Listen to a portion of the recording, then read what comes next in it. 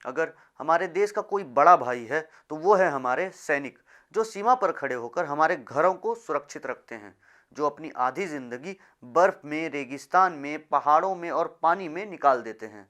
अगर हमारे जवानों पर कोई उंगली उठाए तो हमारी जनता बर्दाश्त नहीं करती। अगर कोई उनसे सवाल करे तो हमारी जनता चुप नहीं बैठती। हम में जवानों को लेकर ऐसी श्रद्धा है कि अगर हमें जीडीपी का एक बड़ा हिस्सा भी उनके लिए रिजर्व करना पड़े तो कोई गम नहीं। अगर बड़े भाई के लिए इतनी इज्जत, तो हम अपने अन्नदाता के दुखों को कैसे नज़रअंदाज कर देते हैं। वीडियो शुरू करने के पहले हम आपको याद दिला दें कि हमारा गिव अवे कॉन्टेस्ट अभी भी चालू है। इस कॉन्टेस्ट का हिस्सा बनने के लिए वीडियो अंत तक जरूर देखें।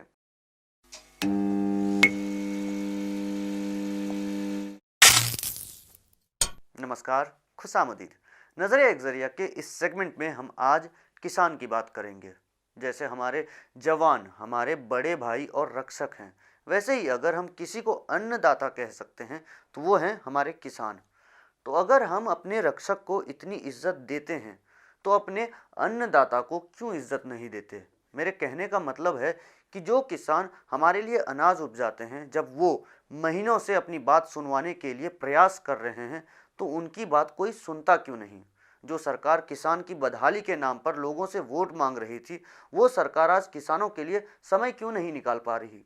जहां हमारे यहाँ इतने रेप केसेस आते हैं, इस पर कोई कार्यवाही या सख्ती नहीं दिख रही, बल्कि इससे उल्टा ही लड़की के मृत शरीर को पुलिस रात के अंधेरे में केरोसिन से जला देती है। कितना मुश्किल है कि जब एक लड़की खुद बोल रही है कि उसका रेप हुआ है तो उसका टेस्ट तुरंत किया जाए। तो जो मुद्दे जरूरी हैं उस पर यह सरकार काम तो नहीं करती, बाकी बेकार के कानून लोगों पर थोप रही है। जैसे एनआरसी, सीएए, ये कानून किसने मांगी थी। हम यहाँ अपने देश के लोगों को नहीं संभाल पा रहे, हम बाहर से आए लोगों को कैसे पालेंगे, चाहे वो हिंदू हो, मुस्लिम हो या किसी और धर्म से हो। अब आते हैं असली मुद्दे पर। तो सितंबर में बीजेपी सरकार 3 नए नियम लाती है भारतीय कृषि में सुधार लाने के लिए। इस बिल के हिसाब से अब किसान सरकारी मंडी के बाहर किसी भी प्राइवेट कॉन्ट्रैक्टर या ट्रेडर को अपना अनाज बेच सकते हैं। साथ ही अब किसान किसी के साथ लीगल कॉन्ट्रैक्ट में आ सकते हैं और तय दामों पर अपना अनाज बेच सकते हैं। और उसी के साथ एसेंशियल कमोडिटीज के लिस्ट में थोड़ा बदलाव किया गया था। अब सुनने में ये बिल कितना अच्छा लगता है कि अब किसान सिर्फ सरकार, सरकारी मंडियां या सरकारी दरों पर आश्रित नहीं रहेंगे। वैसे भी सरकारी मंडियों में सिर्फ 6% किसानों को ही एमएसपी मिल रहा था, बाकी किसानों को एमएसपी से कई गुना नीचे दामों पर अनाज को बेचना पड़ रहा था। अब ये एमएसपी का मतलब होता है मिनिमम सपोर्ट प्राइस। तो अब ये बिल हमारे किसानों को ये छूट देता है कि वो किसी को भी अपना अनाज अपने हिसाब और अपने दामों से बेच सकते हैं। तो ये हंगामा क्यों। ऐसा नहीं है कि सारे किसान इस बिल के खिलाफ हैं, बस कुछ राज्यों के किसान ही इस बिल का विरोध कर रहे हैं। और गौर करने वाली बात यह है कि इन राज्यों में बीजेपी की सरकार नहीं है। तो ये कहना गलत नहीं होगा कि अपोजिशन पार्टी अपने शासित राज्यों में किसानों को भड़का रही है। ये बोलकर हम किसानों की बुद्धि और समझदारी पर सवाल नहीं उठा रहे। बात यह है कि इन राज्यों की सरकार किसानों को इस बिल के साइड इफेक्ट्स को बता रही है, जो कि बीजेपी शासित राज्यों में नहीं किया जा रहा। अगर आप न्यूज़ नहीं देख रहे और अगर आपसे हम पूछे कि इस बिल के साइड इफेक्ट्स क्या हैं, तो शायद आप भी नहीं बता पाए। तो हमारे किसान जो दिन भर खेतों में काम करते हैं, वो कैसे समझ पाएंगे। अच्छाई की बात तो ये बिल करता ही है। अब बुराई की बात करते हैं। तो पहला, ये दरों में कंपटीशन बढ़ा देगा और कुछ दिनों या सालों तक किसान को अच्छे दाम मिलेंगे, पर उसके बाद दामों में गिरावट आएगी। समझना हो तो जियो का एग्जाम्पल लें। जब यह सिम आई थी तो सबको फ्री इंटरनेट और कॉल की सुविधा मिली। जब मार्केट की बाकी पार्टी का दिवाला निकल गया, तब फिर वापस से आज लोगों को 500 से 600 का रिचार्ज करना पड़ रहा है। और ये पॉलिसी हर कंपनी ने अब अपना ली है। घाटा यहाँ लोगों का हुआ। जो लोग इंटरनेट नहीं चलाते थे वो 25 से 30 रुपए के रिचार्ज में महीनों निकाल लेते थे।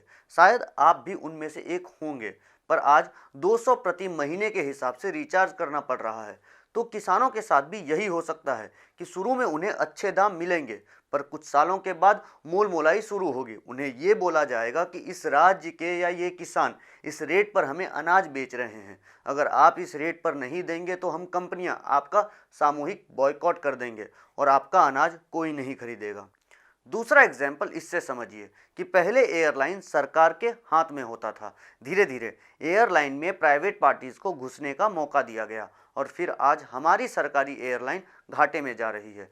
वही हाल सरकारी मंडियों का हो सकता है। जब शुरू में किसानों को दाम अच्छे मिलेंगे तो लाजमी है कि कोई भी किसान सरकारी मंडी पर नहीं जाएगा।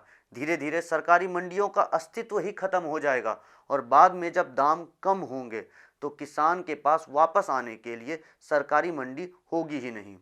तीसरा प्रॉब्लम ये है कि हमारे यहाँ किसान इतने पढ़े लिखे नहीं हैं।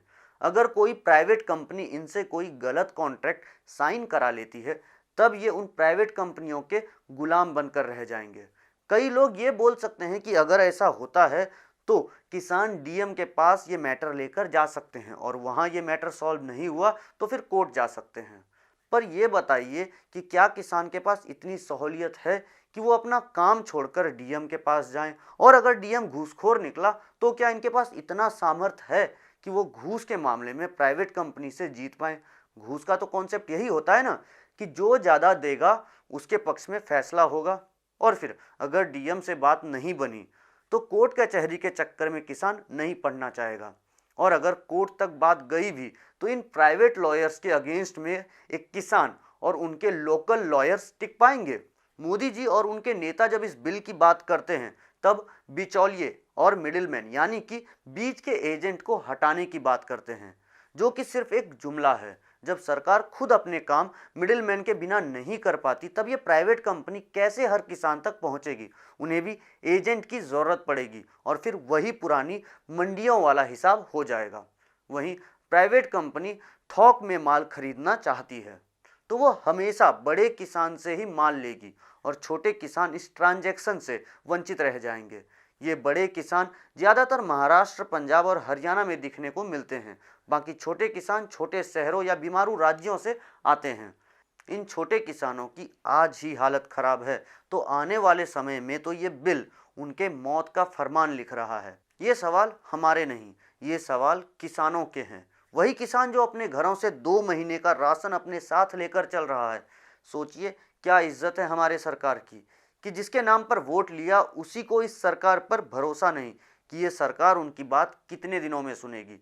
ये किसान शांतिपूर्वक प्रदर्शन कर रहे थे ताकि कोई उनकी बात सुने।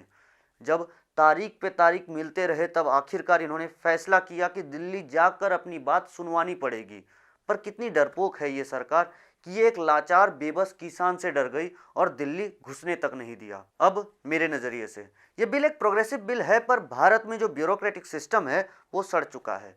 यहाँ गरीब और बेसहारा को दबाया जाता है, वहीं अमीर और उद्योगपतियों को बचाया जाता है। किसान की मांग बस इतनी सी है कि उन्हें गारंटीड एमएसपी का वादा मिले और कोई भी कंपनी का कॉन्ट्रैक्ट ऐसा ना हो जो किसान को अपने ही खेत में गुलाम बनाकर रख दे। उन्हें आज ही गारंटीड सरकारी एमएसपी नहीं मिल पाती और उनके सामने बड़े कंपनियों के नेगोशिएटर्स को खड़ा कर दिया जा रहा है। तो जी सरकार को सुनना चाहिए।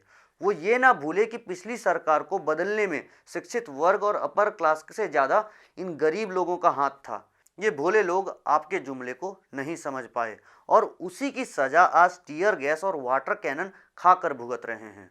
आपसे आज हर बेरोजगार गुस्सा है, हर नौकरी कर रहा आदमी गुस्सा है, हर टैक्स पेयर गुस्सा है। तो सरकार से गुजारिश है कि अपने आईटी सेल के पीछे छिपना बंद करें, क्योंकि जिस दिन उनकी सैलरी रुक गई वो भी आपके खिलाफ खड़े हो जाएंगे और कहीं समय आपको कांग्रेस की तरह आईना ना दिखा दे कि जो पार्टी भारत के कोने कोने में राज करती थी वो आज अपने ही अस्तित्व को ढूंढने पर मजबूर है। कोई भी नियम आज के समय या ज़रूरत के हिसाब से बनाए जाते हैं, पर हर नियम का एक हिडन एजेंडा होता है कि वो नियम दूरदर्शी हो। जो लोग इन नियमों से प्रभावित हो सकते हैं वो इसके फ्यूचर को भी एनालाइज करते हैं और अगर उन्हें कोई गड़बड़ी लगती है तभी वो सरकार से सवाल करते हैं और प्रोटेस्ट करते हैं। पर बीते कुछ सालों में ये देखने को मिल रहा है कि सरकार प्रोटेस्ट करने वालों को उनकी अभिव्यक्ति की आज़ादी देना नहीं चाहती और हर प्रोटेस्ट को सिस्टमेटिकली ख़त्म करने की कोशिश की जा रही है। तो हम सरकार से निवेदन करते हैं कि आप लोगों पर अपना नियम थोपना बंद करें और लोगों को करीब से सुनें। कहीं उनके मन में विरोध की बात तो नहीं चल रही?